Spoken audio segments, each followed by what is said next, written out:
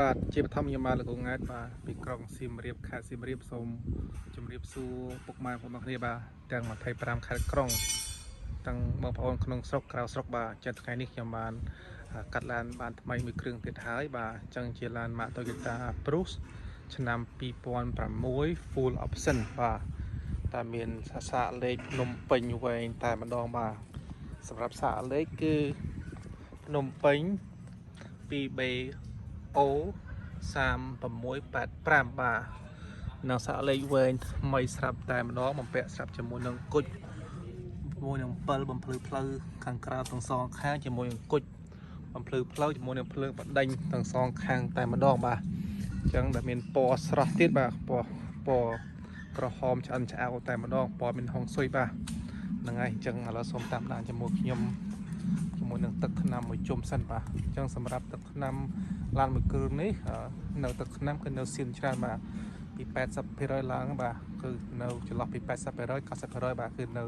ថ្នាំសៀនច្រើនមែនទែនយើងបាញ់កាងមុខកាងក្រោយចុះតិចតួចបាទហ្នឹងមិនខានទេឡានយើងអ្នកប្រើស្រុកខ្មែរយើងមានការចុះតិចតួចមិនខានទឹកថ្នាំបាទសំខាន់សាច់ដែកគឺនៅស្អាតនៅញើងតែម្ដងបាទឥឡូវសូមតាមដានជាមួយនឹងប្លុកបាទខាងក្នុងវិញបាទអញ្ចឹងសម្រាប់ខាងក្នុងជាមួយនឹងស្រោមពូកស្បែក cherry ស្រាប់តែម្ដងបាទស៊ីជាមួយនឹងឡានមែនតើបាទចឹងមួយគ្រឿងនេះផ្ទៃខាងក្នុងសម្រស់ខាងក្នុងគឺថ្មីមែនតើគណៈបាក់ទឹកគឺចង់ជីកតែម្ដងគឺមានអារម្មណ៍ល្អតែម្ដងជាមួយនឹងពណ៌ហុងស៊ុយទៀតគឺ cherry បងប្អូនអើយ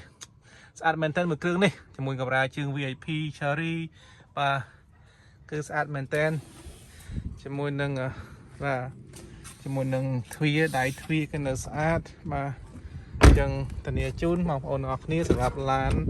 លោកគ្រូង៉ែតឡាននីមួយៗគឺស្អាតតែម្ដងបាទគឺខាងក្នុងមុខក្រោយ